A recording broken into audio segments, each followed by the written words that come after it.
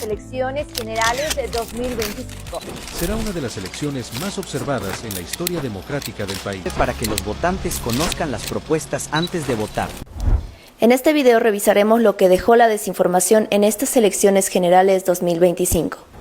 Quédate a ver los hallazgos y recomendaciones del equipo de Chequea Bolivia. Bolivia llegó a las elecciones generales del 2025 en un contexto de alta polarización política, desconfianza institucional y un ecosistema digital saturado de información. Las redes sociales se convirtieron en un espacio central de disputa política, donde la desinformación, los rumores y los contenidos engañosos afectaron las decisiones ciudadanas. En este escenario, la integridad de la información se volvió en un factor clave para el desarrollo del proceso electoral. Entre abril y octubre desarrollamos un monitoreo sistemático del ecosistema digital e identificamos 1.806 casos de rumores y de desinformación. Verificamos 258 contenidos, siendo los meses de agosto y octubre los momentos en que circuló mayor desinformación.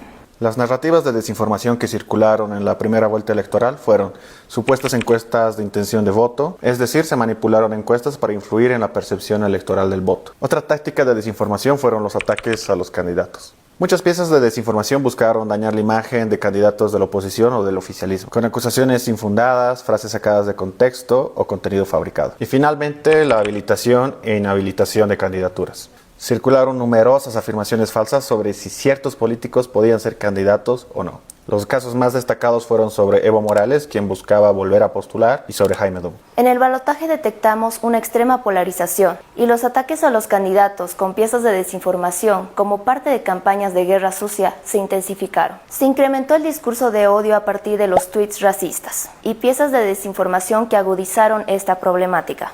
En la jornada electoral y los días posteriores, la desinformación apuntó a un fraude electoral, con contenidos de supuestas intervenciones en el sistema de conteo rápido, un apagón y manipulación de actas. TikTok se convirtió en la plataforma donde circuló más desinformación y el formato video se convirtió en el más usado. Este es el ranking de los candidatos más atacados en la primera vuelta. En el balotaje, los candidatos más atacados con desinformación fue Rodrigo Paz y Edman Lara. Nuestro equipo también hizo seguimiento a los rumores sobre el proceso electoral para detectar vacíos de información, narrativas y percepciones de sentimientos. Todo el proceso electoral estuvo marcado por un sentimiento de miedo. Los rumores detectados durante el monitoreo de la primera vuelta mostraban la preocupación de la realización o no del proceso electoral, por la posible habilitación del expresidente Evo Morales o por posibles manifestaciones sociales después de conocerse los resultados. En el balotaje los rumores reflejaron preocupación sobre supuestas alianzas, de los binomios afines al levismo y por supuestos casos de fraude electoral. Hicimos escucha comunitaria en la ciudad del Alto para poder recolectar rumores de las conversaciones cotidianas de los ciudadanos, para conocer sus inquietudes, vacíos de información y preocupaciones del proceso electoral. En la primera vuelta, muchos rumores eran de apoyo a candidatos. En este rastreo de rumores resaltaron Rodrigo Paz y Edman Lara, siendo un dato muy importante que no había salido ni en las encuestas oficiales.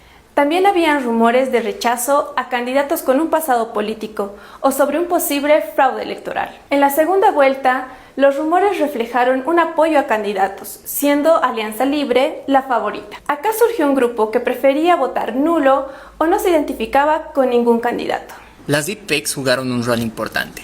Se detectaron 85 casos utilizando inteligencia artificial entre videos, imágenes y audios. La mayor parte de estos casos fueron categorizados como inchequeables por la dificultad del caso y además por la inaccesibilidad de las fuentes. Es importante resaltar que los contenidos fueron utilizados como herramientas discursivas para culpar a la inteligencia artificial de situaciones que desfavorecían a los candidatos.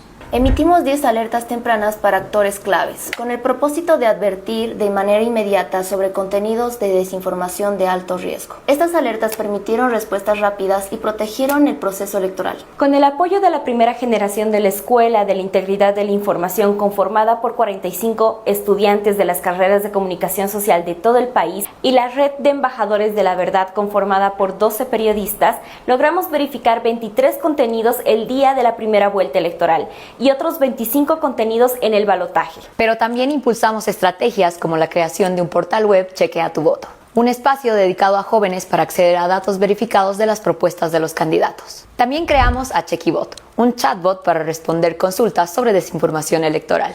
Entre los hallazgos más importantes que vimos fue que TikTok se convirtió en la plataforma más usada para distribuir desinformación, superando a Facebook. Impulsada por algoritmos de recomendación y videos cortos que se viralizaban rápidamente. Hubo uso masivo de la inteligencia artificial para la distribución de deepfakes en formatos de video y audio. Algo que nos preocupó es que los políticos utilizaron a la inteligencia artificial como un pretexto para ocultar sus errores en la campaña. Existe una creciente circulación de encuestas falsas que trataron de manipular la intención de voto. Estas utilizaban nombres de políticos, de empresas con prestigio para tratar de camuflarse y tratar de identificarse como verdaderas. Identificamos narrativas de fraude, manipulación del padrón, narrativas de miedo y ataques a candidatos, además de contenidos engañosos atribuidos a medios. Pero esta tarea no acaba acá. Estamos a puertas de las elecciones subnacionales y por eso recomendamos profundizar en nuevas metodologías como el rumor tracking antes, durante y después de los procesos electorales, integrando más organizaciones y canales locales, ideal para conocer contextos hiperlocales. Ampliar el uso de herramientas de inteligencia artificial, automatización y análisis de tendencias, para acelerar la detección temprana y la priorización de casos. También se debe fortalecer la red de creadores de contenido aliados y mejorar su capacitación en la integridad de la información. Impulsar campañas más largas y segmentadas, especialmente para jóvenes, zonas periurbanas, comunidades indígenas, donde los vacíos de información son evidentes. Es necesario trabajar en coordinación con el órgano electoral plurinacional para poder mejorar los flujos de comunicación y disipar rumores. Mejorar la articulación con la Coalición Nacional contra la Desinformación Electoral, con protocolos comunes de identidad visual y espacios departamentales de coordinación. El voto informado nos permitirá tener una democracia sólida.